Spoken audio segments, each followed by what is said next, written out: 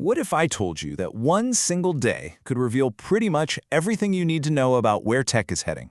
Well, we just lived through one. It was this crazy 24-hour period where tech's wildest dreams basically ran head-on into its worst nightmares. We're talking about a story of dueling forces all playing out at the exact same time. So, on one hand, you've got this incredible, relentless push for global expansion. I mean, AI services are just exploding, rolling out to millions and millions of new people, and it's literally changing how the entire world connects.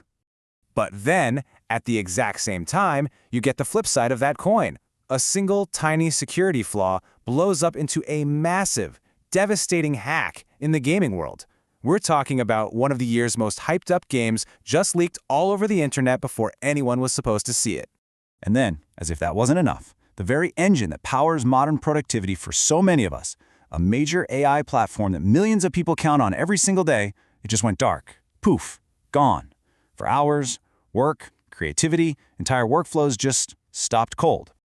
Oh, and to top it all off, we get this absolutely seismic leadership shakeup announced that one of the biggest companies on the planet, a huge move designed to completely pivot its future around, you guessed it, one single thing, AI.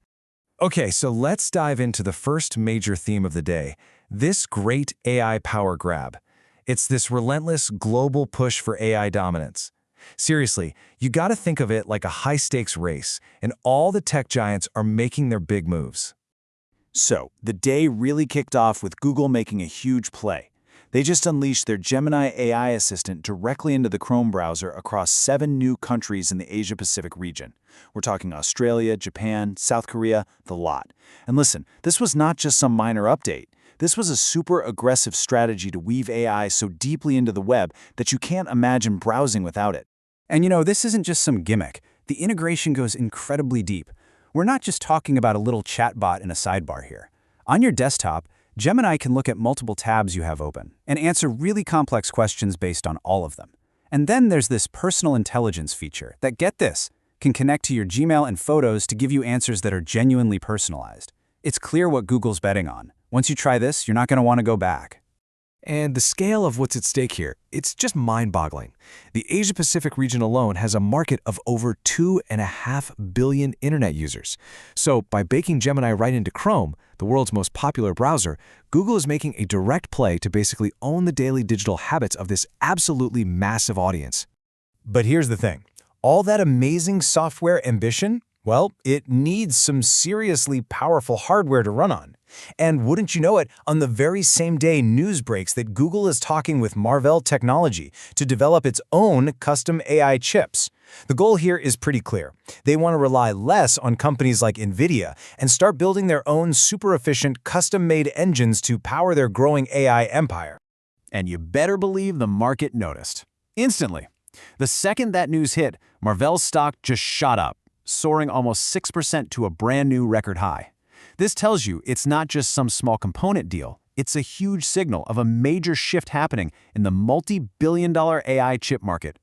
But Google wasn't the only giant making these big hardware-focused moves. Nope, because over at Apple, they dropped an absolute bombshell announcement that signaled a really fundamental change in their leadership, a major pivot that's all about one thing, the AI challenge. So Apple laid out this super clear succession plan. John Ternus, their head of hardware engineering, the guy who was the mastermind behind that game-changing shift to Apple Silicon, he's going to take over as CEO, and Tim Cook is moving to executive chairman. This is a massive signal, folks. It shows Apple is betting that the future of AI isn't just happening out there in the cloud, but right there on the device in your hand. By putting a hardware guru in the top spot, they're basically doubling down on what they do best, that tight integration of hardware and software to win the AI race with powerful, super efficient AI that runs right on your phone or your Mac. Okay, so you've got this incredible story of expansion, raw power, and all this strategic maneuvering. But on the exact same day, the tech world got a very rude awakening, a reminder of the other side of that coin, just how fragile and vulnerable all of this can be. I mean, think about it. We are building our work, our creative projects, our entire daily routines on top of these incredibly complex new systems. So what happens when that foundation suddenly cracks? Well, on that very day, we found out exactly what happens. ChatGPT, which is, let's be honest, probably the world's most popular AI service, just had a major global outage. The website wouldn't load. The app just gave you connection errors. And the API that literally thousands of businesses depend on, totally non-responsive. For 3 really critical hours, productivity for millions of people just ground to a halt.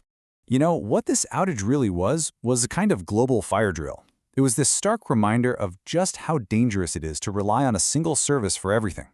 It instantly showed everybody how important it is to have alternatives ready to go. Whether you're turning to Claude or Google Gemini or Microsoft Copilot, the lesson was crystal clear. You now need a backup plan for when, not if, but when your main AI tool goes dark. All right, so now let's shift gears and see how this clash of progress and peril played out, not in corporate boardrooms, but for millions of people directly. Let's talk about the world of video games. And it's wild, because on this one day, the gaming community basically lived through both a dream and an absolute nightmare. For one group of game developers, it was a total catastrophe. But for millions of players, it was a pretty fantastic surprise.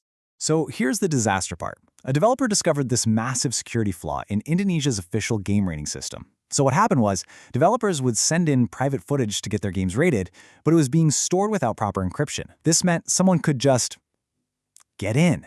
And they did. They got access to over an hour of gameplay from the super hyped new James Bond game, including the ending, just 6 weeks before it was supposed to come out. I mean, what a truly devastating blow for that studio.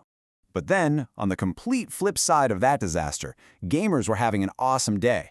At the exact same time all that was happening, PlayStation subscribers were waking up to find a fantastic new lineup of games added to their service. We're talking critically acclaimed titles like Horizon Zero Dawn Remastered, the super popular racer The Crew Motorfest, all just suddenly there, ready to download and play at no extra cost.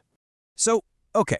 After a day of just breathtaking expansion, crippling outages, and these dizzying highs and lows, what does it all mean? What are the key takeaways from this absolute whirlwind of a day in tech? Well, when you boil it all down, this one day really showed us the two faces of tech right now. On one side, you have these incredible wins, right? AI is getting way more accessible, competition is heating up the chip market, which is great for innovation, and gamers are getting more value. But on the other side, you see the losses. Our critical services are so fragile, data security is a massive risk, and our dependency on just 1 or 2 platforms is actually really dangerous. Look, there's no denying it. The technology is accelerating at a dizzying pace. It's getting smarter, faster, more integrated into our lives than ever before. But this one turbulent day really forces us to stop and ask a critical question. Our tech is getting smarter and faster, but are we getting any wiser with it?